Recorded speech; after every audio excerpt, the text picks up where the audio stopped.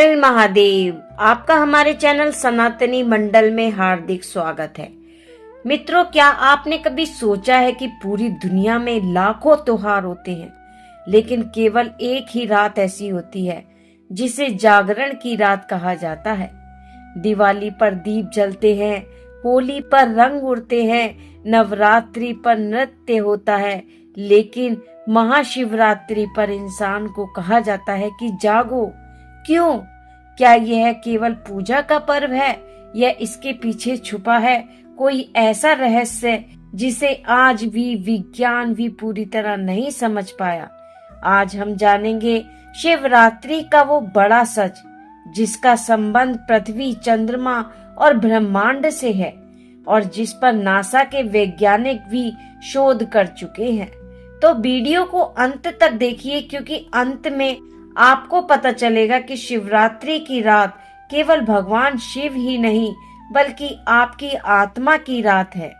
शिवरात्रि का अर्थ है शिव की रात, लेकिन शिव कोई केवल मूर्ति नहीं है। शिव का अर्थ है जो कल्याणकारी हो, जो चेतना हो, जो शून्य और अनंत दोनों हो।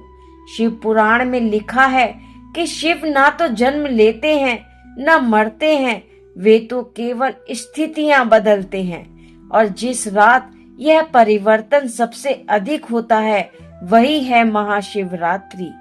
आपने शिव को हमेशा चंद्रमा के साथ देखा है, जटाओं में चंद्र, माथे पर त्रिनेत्र, गले में नाग। क्या यह केवल प्रतीक है या विज्ञान से जुड़े संकेत हैं?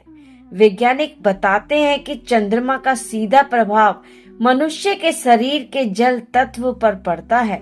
समुद्र में ज्वार भाटा और हमारे शरीर में भी 70% पानी। महाशिवरात्रि की रात चंद्रमा की स्थिति ऐसी होती है कि मानव शरीर की ऊर्जा रीढ़ की हड्डी की ओर स्वतः ऊपर उठने लगती है। इसलिए योगियों ने कहा, इस रात बैठो, ध्यान करो, रीढ़ सीधी रखो और जागो, क्योंकि यह रात ऊर्जा जागरण की रात होती है। अब सवाल आता है कि नासा इसमें कहां से आया? नासा ने पृथ्वी और चंद्रमा के ग्रेविटेशन प्रभाव पर हजारों शोध किए हैं। उन शोधों में यह सामने आया है कि कुछ खास तिथियों पर चंद्रमा का गुरुत्वाकर्षण पृथ्वी पर असामान्य प्रभाव डालता है और उन्हीं तिथियों में एक तिथि आती है जो फरवरी मार्च के बीच होती है, जिसे भारत में महाशिवरात्रि कहा जाता है। नासा यह नहीं कहता कि शिवरात्रि धार्मिक पर्व है, लेकिन यह स्वीकार करता है कि उस समय पृथ्वी और चंद्रमा की स्थिति मानव जैव ऊर्जा पर प्रभाव डालती है। यही कारण है कि प्राचीन ऋषियों ने बिना टेलीस्कोप, बिना सैटेलाइट इस तिथि को पहचान लिया। क्या यह केवल संयोग है या प्राचीन भारत का विज्ञान आज के विज्ञान से हजारों साल आगे था? शिवलिंग को अक्सर लोग सिर्फ पूजा की वस्तु समझते हैं, लेकिन क्या आप जानते हैं कि शिवलिंग का आकार बिल्कुल वैसा है जैसा आज का कॉस्मिक एनर्जी स्तंभ माना जाता है। लिंग ऊर्जा का स्तंभ, योनि आधार, मतलब ऊर्जा और पदार्थ का मिलन। आज का विज्ञान इसे कहता है मैटर प्लस एनर्जी क्रिएशन, और हमारे ऋषियों ने कहा शिव प्लस शक्ति सृष्टि। क्या यह समानता केवल कल्पना है या ज्ञान का वही स्रोत जो आज नासा खोज रहा है? वह पहले ही शिव रूप में व्यक्त किया जा चुका था। हर त्योहार पर आप सो सकते हैं, लेकिन शिवरात्रि पर आपको जगाया जाता है। क्यों?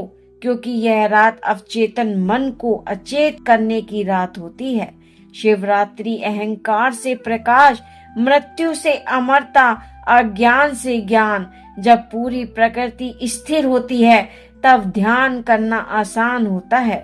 इसलिए कहा गया है कि शिवरात्रि पर जो जागा वह स्वयं को पहचान गया। योग विद्या कहता है मनुष्य के शरीर में 3.5 कुंडलियां होती हैं, शक्ति सोई रहती है। शिवरात्रि की रात उस शक्ति को ऊपर उठाने का सबसे आसान समय होता है। इसलिए साधु गुफाओं में ध्यान करते हैं, बर्फ में बैठते हैं, बिना हिले रहते हैं, क्योंकि इस रात ऊर्जा स्वतः ऊपर जाती है।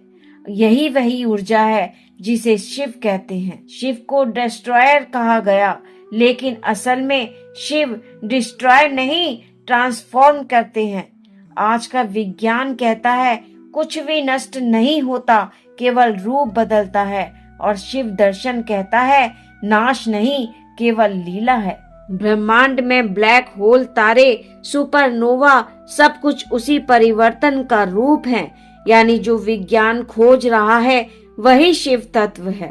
तो मित्रों, शिवरात्रि केवल व्रत नहीं, केवल दूध चढ़ाना नहीं, केवल मंदिर जाना नहीं। शिवरात्रि का बड़ा सच यह है कि यह रात ब्रह्मांड और मानव देवता के मिलन की रात है। यह रात ऊर्जा जागरण की रात है। यह रात आत्मा को शिव से जोड़ने की रात है। और शायद इसीलिए आज का विज्ञान और नासा भी यह मानने लगे हैं कि कुछ तिथियां मानव शरीर पर असाधारण प्रभाव डालती हैं, और उनमें सबसे रहस्यमयी है शिवरात्रि।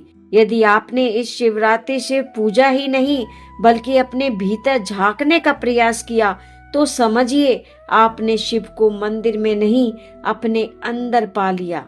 क्योंकि शिव बाहर नहीं है, शिव अंदर है। शिवरात्रि केवल एक पर्व नहीं बल्कि ऊर्जा जागरण की एक विशेष रात है।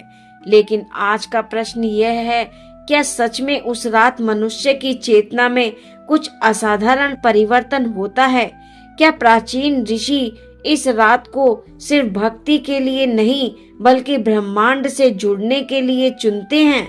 तो आज हम जानेंगे कि शिवरात्रि और पीनियल ग्रंथि, शिवरात्रि और तृतीय नेत्र, हिमालय के साधुओं का रहस्य, शिव और समय का विज्ञान, और अंत में वह कारण जिससे शिवरात्रि को मुक्ति की रात कहा गया है।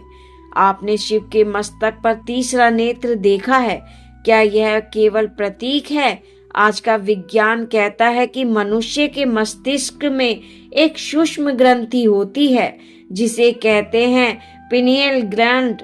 इसे ही आधुनिक वैज्ञानिक जैविक घड़ी कहते हैं, लेकिन योग शास्त्र कहता है यही है आज्ञा चक्र, तीसरा नेत्र, शिव का नेत्र। शिवरात्रि की रात जब चंद्रमा की स्थिति विशेष होती है तब यह ग्रंथि सबसे अधिक सक्रिय होती है। इसलिए ध्यान करने वालों को उस रात अलग अनुभूति होती है। शिव को कहा गया महाकाल। काल मतलब समय, और महाकाल समय से भी ऊपर। आज का विज्ञान कहता है समय कोई स्थायी वस्तु नहीं, यह एक सापेक्ष अनुभव है। और शिव दर्शन कहता है जो समय से ऊपर उठ जाए वही शिव है। शिवरात्रि की रात साधक समय का बंधन तोड़ने का प्रयास करता है, इसलिए वह न सोता है, न भोजन करता है, न इंद्रियों में उलझता है, यह बस चेतना में रहता है। हर साल महाशिवरात्रि पर हिमालय में कुछ साधु गुफाओं से बाहर आते हैं। वे कौन हैं? ये वे साधु हैं जो साल भर मौन साधना करते हैं और केवल शिवरात्रि पर विशेष साधना करते हैं। कहा जाता है कि उस रात हिमालय की ऊर्जा सबसे अधिक स्थिर होती है। पृथ्वी की चुंबकीय रेखाएं सीधी हो जाती हैं, ध्यान करना आसान हो जाता है। इसलिए महादेव को हिमालय वासी कहा गया है। आज विज्ञान कहता है कि मनुष्य का डीएनए सिर्फ शरीर नहीं बल्कि चेतना की जानकारी भी रखता है।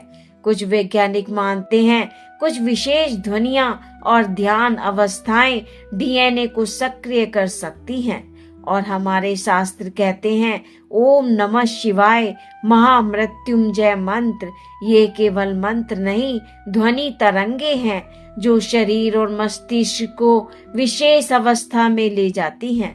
शिवरात्रि की रात इन मंत्रों का प्रभाव कई गुना बढ़ जाता है। आज का विज्ञान ब्लैक होल को सबसे रहस्यमयी वस्तु मानता है। ब्लैक होल जहां समय रुक जाता है, जहां प्रकाश भी लौट नहीं पाता। और शिव दर्शन कहता है शिव वही है जहां से सब उत्पन्न होता है और जहां सब विलीन हो जाता है। क्या ब्लैक होल शिव का आधुनिक नाम है? शिव मतलब सृजन प्लस लय। विज्ञान कहता है creation plus destruction is equal to universe. Shiva दर्शन कहता है शिव प्लस शक्ति इज इक्वल टू सृष्टि। कहा जाता है कि शिवरात्रि पर किया गया एक छोटा जप सामान्य दिनों के 1000 जप के बराबर होता है। क्यों? क्योंकि उस रात मन और प्रकृति एक लय में होते हैं। शिव को भोलेनाथ कहा जाता है क्योंकि वे कर्म से नहीं भाव से देखते हैं। जो उस रात सच्चे मन से झुक जाता है वह मुक्त होने लगता है। यदि आप सच में शिवरात्रि का लाभ लेना चाहते हैं तो बस 3 काम करें। रीढ़ सीधी रख कर बैठे, आंख बंद करें और मन में ओम नमः शिवाय का जप करें। कोई चमत्कार देखने की इच्छा ना करें, बस शांत हो जाएं, क्योंकि शिव शोर में नहीं मौन में मिलते हैं। तो मित्रों, शिवरात्रि सिर्फ एक पर्व नहीं, यह मनुष्य को ईश्वर बनने की याद दिलाने वाली रात है। यह वह रात है जब शरीर पृथ्वी से जुड़ा होता है, मन चंद्रमा से जुड़ा होता है और आत्मा शिव से जुड़ी होती है। और यही कारण है कि हजारों वर्षों से शिवरात्रि बिना बदले मनाई जाती है, क्योंकि सत्य कभी पुराना नहीं होता। यदि आपने शिवरात्रि को सिर्फ मंदिर तक सीमित रखा तो आपने पर्व मनाया। यदि आपने शिवरात्रि को अपने भीतर उतारा तो आपने शिव को पा लिया, क्योंकि शिव कोई देवता नहीं, शिव आपकी सर्वोच्च संभावना है। अगर आपको यह कहानी अच्छी लगी हो तो चैनल को लाइक करो, सब्सक्राइब करो और अपने दोस्तों के साथ शेयर करो और कमेंट में लिखो हर हर महादेव।